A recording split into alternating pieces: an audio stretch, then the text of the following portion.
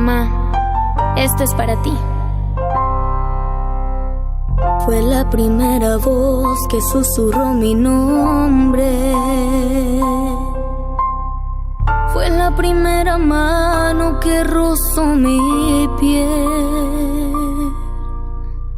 Percibí su ternura aún estando en su vientre. Sabía que me amaba antes de nacer. Con espera y paciencia cuidaba mis pasos.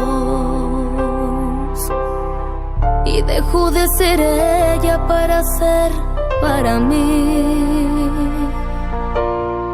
Mi dolor se calmaba si estaba en sus brazos.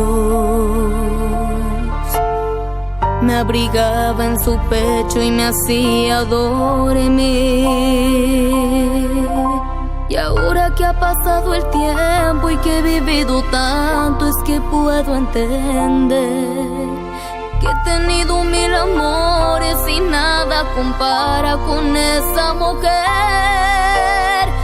Amor de madre que no guarda rencor y que no olvida, que daría su alma y su vida sin duda ninguna, tan solo por mí. Amor de madre, el que sufre si me ve sufriendo, el que sabe lo que estoy sintiendo, el más puro que puede existir.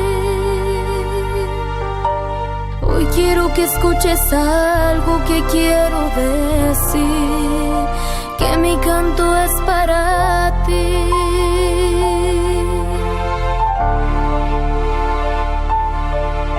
Te amo, mamá.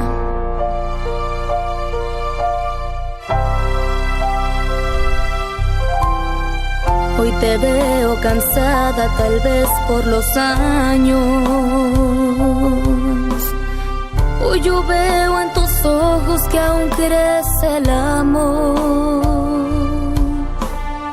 Y si hago algo mal, nunca falta un regaño. Para ti soy la niña que nunca creció.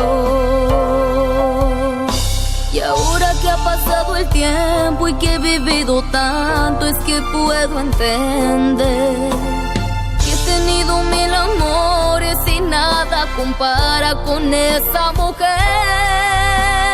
Amor de madre que no guarda rencor y que no olvida, que daría su alma y su vida sin duda ninguna, tan solo por mí.